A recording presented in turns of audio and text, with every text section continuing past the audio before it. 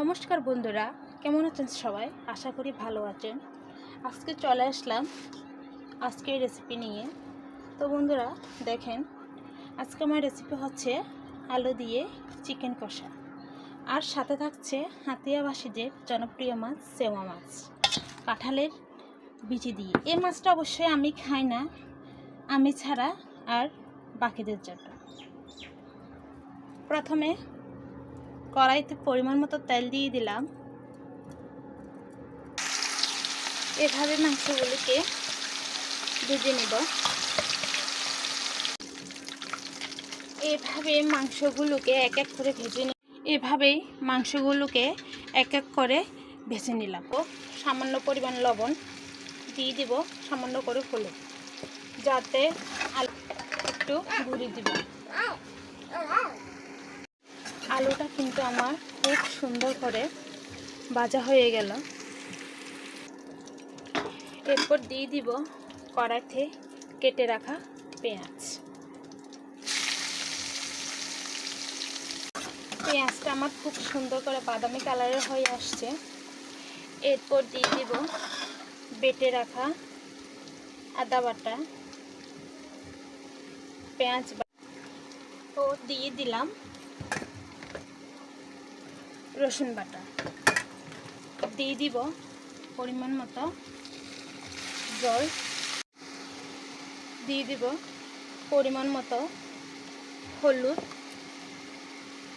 পরিমাণ মতো লঙ্কার গুঁড়ি, দিয়ে দিব পরিমাণ মতো লবণ। এরপর দিয়ে দিব 2-3টা ছেঁড়া কাঁচা লঙ্কা,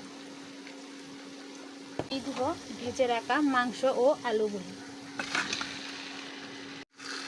এভাবে নেড়ে চেড়ে দিব যাতে প্রতিটা মশলা, আলু ও দেখুন বন্ধুরা, মাংসটা আমার খুব ভালো করে কষা হয়ে গেল। এরপর দিয়ে দিব পরিমাণ মতো জল, একটু ঢাকা দিয়ে দিব।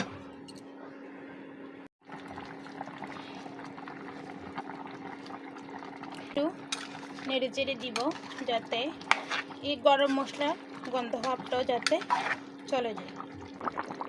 কালারটা কিন্তু খুব সুন্দর আসছে, তাই না বন্ধুরা? একটু কমেন্ট করে জানাবেন। হাতিয়াবাসীদের জনপ্রিয় মাছ চেওয়া মাছ। এটার মধ্যে পরিমাণ মতো হলুদ, স্বাদ মতো লবণ, পরিমাণ মতো লঙ্কার গুঁড়ি, আদা বাটা, পেঁয়াজ বাটা এবং পরিমাণ মতো সরষের তেল দিয়ে ভালো করে মেখে নিব। প্রথমেই বলেছিলাম বন্ধুরা, মাছটিকে রান্না করা হবে কাঁঠালের বিচি দিয়ে। কড়াইতে পরিমাণ মতো তেল দিয়ে দিলাম। এরপর দিয়ে দিব কেটে রাখা পেঁয়াজটা একটু নেড়ে চেড়ে দিব যাতে একটু বাদামি কালারের হয়ে আসে। এটাকে খুব ভালো করে ভেজে নিব যাতে ভাজতে ভাজতে কাঁঠালের বিচিটা সেদ্ধ হয়ে আসে। তারপরে দিয়ে দিব কাঁঠালের বিচির সাথে একটু পরিমাণ মতো হলুদ ও সামান্য করে লবণ। দেখুন বন্ধুরা, মাছটাকে সব কিছু দিয়ে খুব ভালো করে মেখে নিলাম।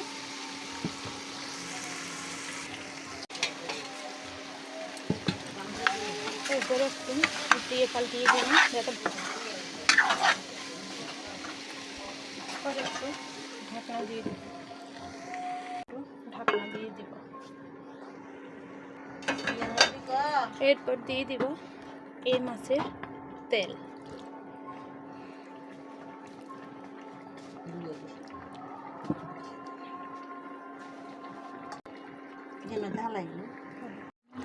দেখেন বন্ধুরা, হয়ে গেল আমার হাতিয়াবাসীদের জনপ্রিয় মাছ কাঁঠালের বিচি দিয়ে সেওয়া মাছ। কেমন হলো জানাবেন বন্ধুরা।